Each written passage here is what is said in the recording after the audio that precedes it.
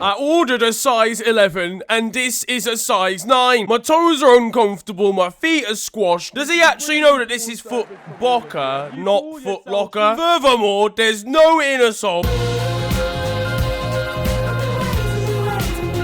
Yo guys, it is your boy Niran here, and welcome to FTW. This of course is the series where I bring to you the best and more frequently the worst of what football has to offer during the last 7 days. But what's been kicking off in the world this week? Well, fuel shortages across the UK are leading to wild scenes at petrol stations everywhere as members of the public attempt to panic buy their fuel. Cars will be travelling to work soon powered by 9-volt batteries. It's probably affecting football as well. Virgil van Dijk arrived to training on a horse this morning. Spurs' team bus didn't have enough petrol to take the players to the stadium. Not the only time they've not turned up for a game this year, but it didn't stop the Oil Clasico from entertaining, as Lionel Messi scored his first PSG goal in a 2-0 victory over Manchester City in the Champions League, and it was a beautiful goal as well. On his new pair of shin pads debut. Nah, but for real, you can start to see Leo, Mbappe and Neymar now connecting, and it's absolutely terrifying. I'm in danger! It was a class game, end to end. Paris Saint-Germain attack-wise though were outrageous. De Bruyne being in the crowd as well as on the pitch probably wasn't helpful for City. I mean, Ed probably got an away ticket off the back of a pizza box with how City have been trying to fill up stadiums. But he watched a defeat and a ridiculous miss from Bernardo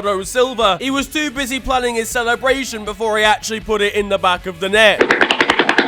And it was a bad day at the office for Jack Grealish too. He was barely over Azpilicueta's mating ritual when he was nullified by right-back Ashraf Hakimi, who then violated him with this post on Instagram. Can't wait for the 1080p skill montage that's gonna come out of this one. And it could have been worse for City as well, because in my opinion, Kevin De Bruyne should have seen red for this challenge on Idrissa Gueye. Where's the consistency in refereeing here? Aaron Wan-Bissaka's on his way to confront De Bruyne now. You are an absolute disgrace. You're a cheat. He's a surprisingly violent man, is this Belgian, with challenges like that. I don't remember this on Shape of You. And through your leg is where I'll go. Ooh. At United, and a 95th minute winner from Cristiano Ronaldo stole the points from La Liga's Villarreal in their group stage tie. He's the big man on campus at United right now, isn't he? He decides the starting 11. No, you can't bring Chris Smalling back, Ollie. Might as well just give him the manager's office at this point. Because for me, you could argue they're a very Real challenge. You get it, because Real and Real Villa, Real.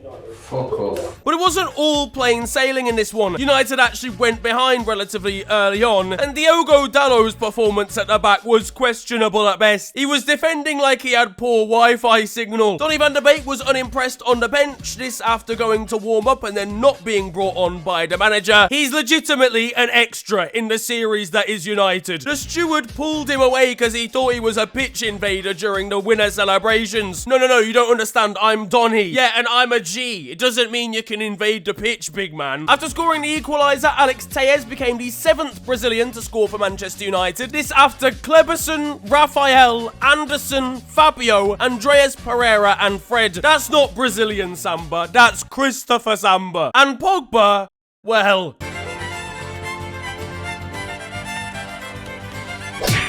Now, if you look closely, here we see, I think that's Sonic the Hedgehog's penis. It was a good distraction for United as well after a humbling and disappointing defeat at home to Aston Villa on the weekend. Defender Courtney House gave the lead to Villa before Bruno Fernandes had the chance to level from the penalty spot in the 90th minute. This just a week after Mark Noble's similar storyline versus United at West Ham. But this was the result.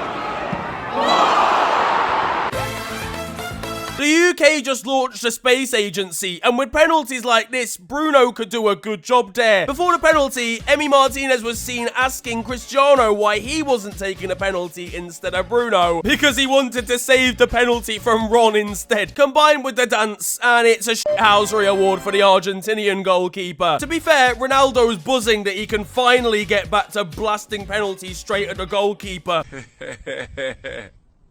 Well, when he's not distracted by food, because he was seen exiting a Subway in Manchester during the week. Surprised he didn't find Van der Beek in there. He loves a sub. The maddest thing about this though, why is there a Subway in a post office? Is it coming in an envelope or something? So that's a chicken teriyaki, yeah? There was a crazy amount of overly depressing tweets from United about the penalty. A 26-paragraph apology from Bruno himself. He was abused, in fairness, on social media by a selection of United fans, which is just unacceptable in every scenario. But I think keeping it in the public eye for longer is actually just a bit of a problem. Speaking of which, and Tyrone Mings may never recover from this United fan, but Aston Villa fans, they were happy with the result.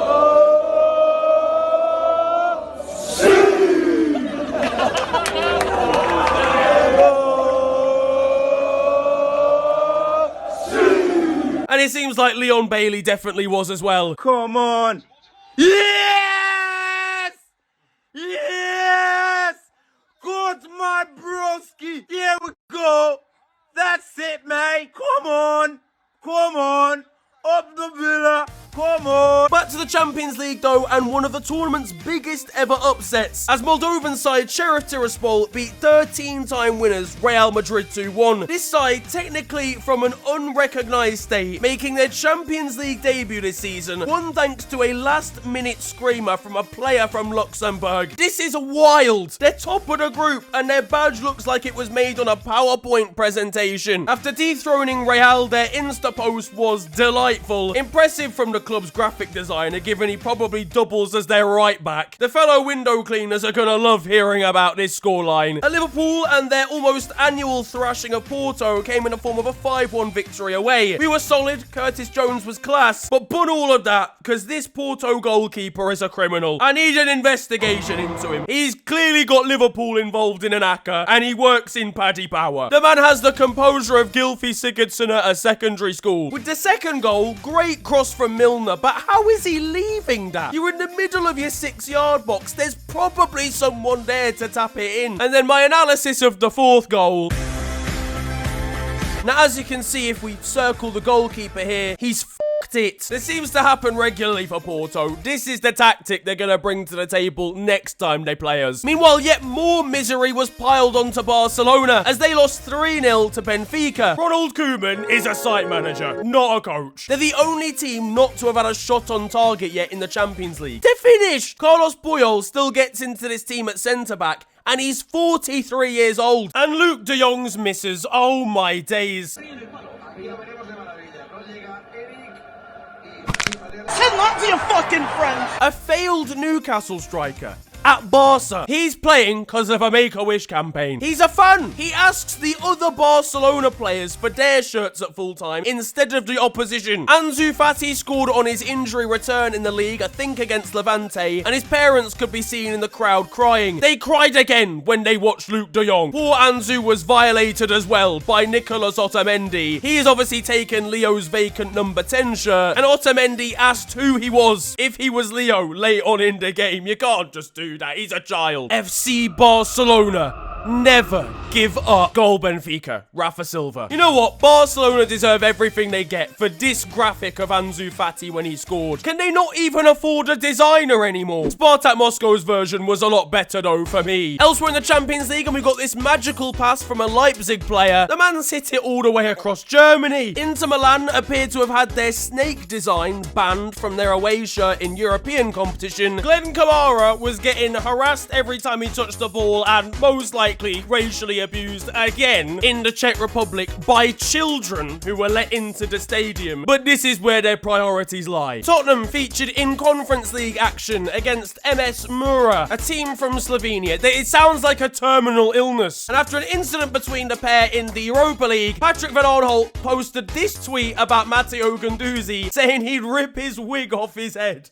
Back in the Premier League, and we've got a golden piece of commentary from Newcastle for a last-minute opportunity to win the game. Murphy one-on-one. Jacob Murphy to win it. Oh, just put it in the net. Impartial as ever. And at Leicester, they want to trial a singing section at their next game. A section for singing. So as in the whole stadium. And there was an incredibly wholesome celebration over at Fulham. Their players celebrated with a young fan who has cerebral palsy. Now, he'd been made a member of the squad and was given a spot right down close towards the pitch because he'd received a lot of abuse online. Lovely to see the Fulham players taking this opportunity to make his day, probably his whole year. Meanwhile, I don't know who's been doing the scouting for FIFA 22 too, but I think they might have enhanced Steve Bruce's pace just a little bit too much here. It looks like he's been told there's 3 pucker pies on the centre circle, and Alan Son-Maximin isn't too pleased with his pace in comparison. Over in Germany, and Bayern manager Julian Nagelsmann looks like he's about to enter the X Games. Wow! Atalanta's Martin de Roon is feeling lonely after organising a kit signing. We're here in the Atalanta store in Bergamo,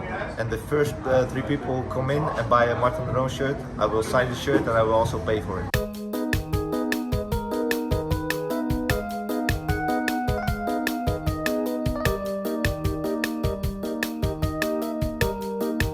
Martin, sono le 7:30, stiamo chiudendo il negozio. Davvero? Sì, mi spiace. And the latest installment of eFootball, aka Pro Evo or PES, has dropped this week, and the faces on the game are absolutely catastrophic. You thought the sculpture of Cristiano Ronaldo was bad. The version in this game looks like a Halloween outfit. Messi looks like he snorted 5 lines before this bit. Oh, yeah, pass me the ball. Yeah, pass me the... Leo, you already have the ball, bro. Hello all, and welcome to The Beautiful Game, the segment where we take a look at the poetic and brilliant side of the game that we love. We are back by popular demand for yet more glorious beauty.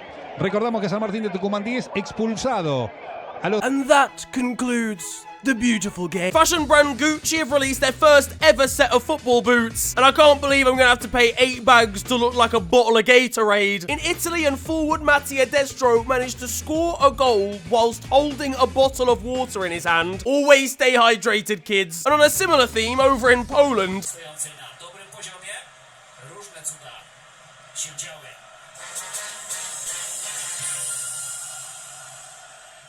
where did he get that from? The man's hiding a Snickers bar down his shin pads. In Turkey, and this goalkeeper up against Galatasaray will not want to see this one again. AC Milan's Rafael was probably not expecting this level of intimacy from the physio. You know what they say, bro? 2 in the nose, 1 for the hose. Who's saying that? Nobody is. In Spain, and you've got to feel that this level of camouflage from a kit is slightly unfair. And over in the Serbian Premier League, they really put their lives on the line for a goal.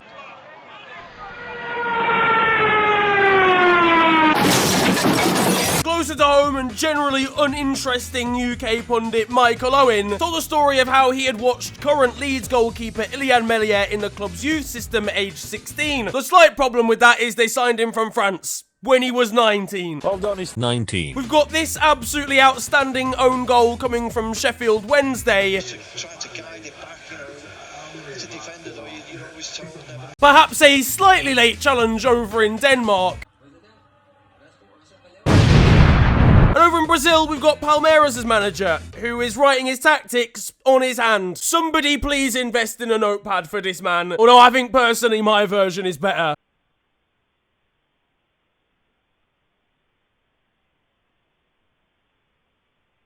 But now for the moment you've all been waiting for, because over in Romania, and we've got the usual shenanigans in this phenomenal country, but once again we dip down into the lower regions, the 3rd division of the Romanian pyramid, where a club called Husana have a set of fans. They're turkeys. I'm gonna keep it real with you. They dress them in the club's kit and like scarves and all this sort of stuff. I don't know whether they're mascots for the club or whether they are in fact self-proclaimed super fans, but I can't wait to see them with flares in the away end. Caiu a placa ali, Maurício, na cabeça da... Oh, for fuck's sake. Now over in Turkey, and we've got some absolutely brilliant sportsmanship, as after Rizespor defender Fabrizio Baiano pulled up with a hamstring injury, the opposition Erhan Çelenk decided to put the ball out of play despite being clean through on goal for an opportunity to score. In Korea, and we've got a slightly unorthodox save.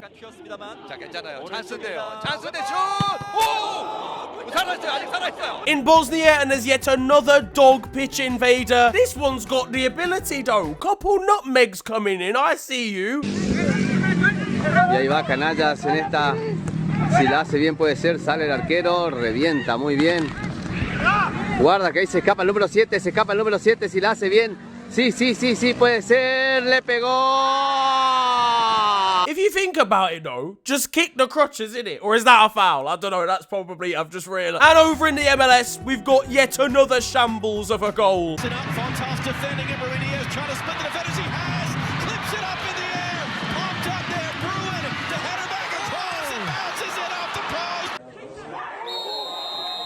Now it is time for Still 0-0, and you guys know the score by now. This is a segment of the show where I bring to you the best of Sunday League and amateur football. And today, we've got two stories. First of all, Hammersmith and their 36-0 loss to opponents this week. Apparently, they were offered to end the game early because it was getting that bad, but they decided to carry on. I mean, fair play to them. Can't help but feel they're not going to beat anyone in the league on goal difference this season. And we've got the story of a non-league goalkeeper over in Wales who's still playing, aged 88. Delightful stuff. I mean, he's suggesting that he's getting a little bit slow now. His reflexes may not be as good as they used to be. I'd be disappointed if I'm a defender. It's 14-1 after 20 minutes, but he's still having fun. Nah, but for real, it's a beautiful story. He's still clearly in love with the game, and I'm glad it's something he can still get involved in. On to the weird stuff, though, now. We've got a game that had to be abandoned somewhere in England because the referee arrived to the game still drugged from the night before, which is mental. In Derby's current financial situation, and Wayne Rooney wanted clarification from the club's owners as to the direction the club was going and what would be happening administrators-wise. Mel Morris, the club's owner, refused to take his phone calls to the point where Wayne had to use the club doctor's phone, pretend to be him, in the hope that he would actually pick up the phone. I'm not even gonna lie, I'd steal the club's business credit card and just buy loads of stuff with it. Are you crazy? And the final story may be somewhat of a familiar one to some of you. A couple of FTWs ago, I talked about Suriname's vice president who owned a football club in the country and played himself for a solid 60 minutes just because he could. Well, turns out he's been charged and expelled from playing for the club for match fixing because he was handing out money to the opposition that he played in that game. I mean, I would ask for my money back because they still lost. But that is gonna wrap up football this week, and I hope you have enjoyed it. If you have, then feel free to slap a like on the video, and of course subscribe if you're new to the channel. You can also follow me on social media. It is at @theofficialfng on Twitter and on Insta. But it's been a pleasure ranting at you guys today. Have a wonderful day, enjoy yourselves,